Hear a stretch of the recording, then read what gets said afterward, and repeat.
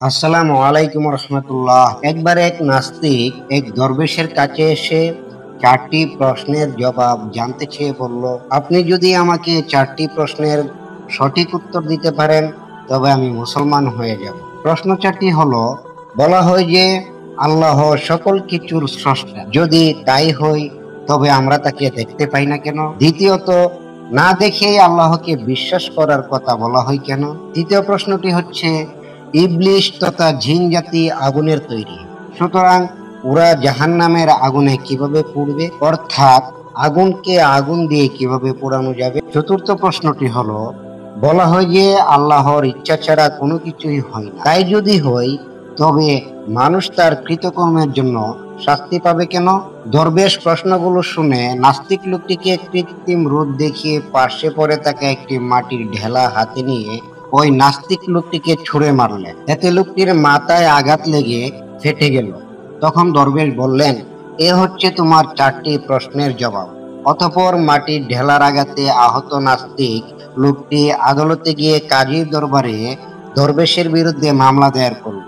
কাজী ওই নাস্তিকের বিবরণ শুনে দরবেশকে জিজ্ঞেস করলেন, আপনি ওই ব্যক্তির প্রশ্নের জবাব না দিয়ে এভাবে মারলেন কেন?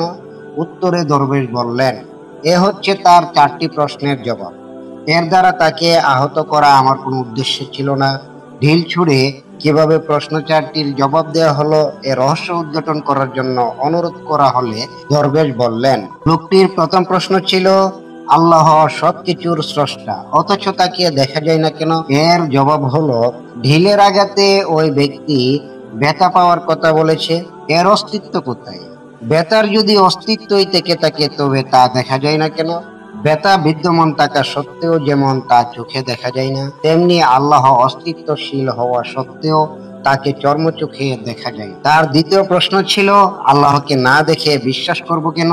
চোখে না দেখে যদি ব্যথার কথা বিশ্বাস করা যায় তবে আল্লাহকে না দেখে বিশ্বাস করতে অসুবিধা কোথায়? আর তৃতীয় প্রশ্ন ছিল, শয়তান ও জিন আগুনের তৈরি হয়েও জাহান্নামের আগুনে পড়বে কিভাবে? এর উত্তর হলো, মানুষ মাটির তৈরি। মাটির তৈরি মানুষকে যদি মাটির ঢেলার আঘাতে ব্যথা দেওয়া যায় তবে আগুনের তৈরি জিনকে আগুনে পোড়ানো যাবে না কেন? আর তার চতুর্থ প্রশ্ন ছিল, আল্লাহর ইচ্ছা ছাড়া কোনো কিছুই ঘটে না, তাহলে মানুষের কৃতকর্মের জন্য মানুষকে শাস্তি দেওয়া হবে কেন? এর উত্তর হলো, আল্লাহর ইচ্ছাই যখন সবকিছু হয় তবে ঢিল ছোড়া, তার গায়ে আঘাত লাগা, রক্তপাত ও ব্যথা সবই তো তার ইচ্ছাতেই হয়েছে। সুতরাং এ ব্যাপারে আদালতে অভিযোগ করার কি আছে? এর যদি অভিযোগ ও বিচার চলে এবং শাস্তি বর্তায় তবে মানুষের কৃতকর্মের বিচার, সুফল ও কুফল ভোগ কেন মিথ্যা হবে? দরবেশের এ অভিনব জবাব শুনে নাস্তিক লোকটি হতভম্ব হয়ে গেল এবং ইসলাম ধর্ম গ্রহণ করল। আর এই বিষয়গুলো থেকে আমাদের শিক্ষা লাভ হলো, আল্লাহ আরশের সমাসীন, তিনি সেখান থেকে গোটা সৃষ্টি জগৎ পরিচালনা করছেন। তার এখতিয়ারের বাইরে কোনো কিছুই নেই। তাকে না দেখে বিশ্বাস করার নাম ঈমান। সবকিছুই তার আয়ত্তাধীন। তিনি কোন হও বললেই হয়ে যায়। তিনি অসীম সর্বময় ক্ষমতার অধিকারী। সসীম ও অপূর্ব জ্ঞান দিয়ে তার সৃষ্টির বিশালতাকে আয়ত্ত করতে যায় বলেই নাস্তিকরা বিভ্রান্ত হয়।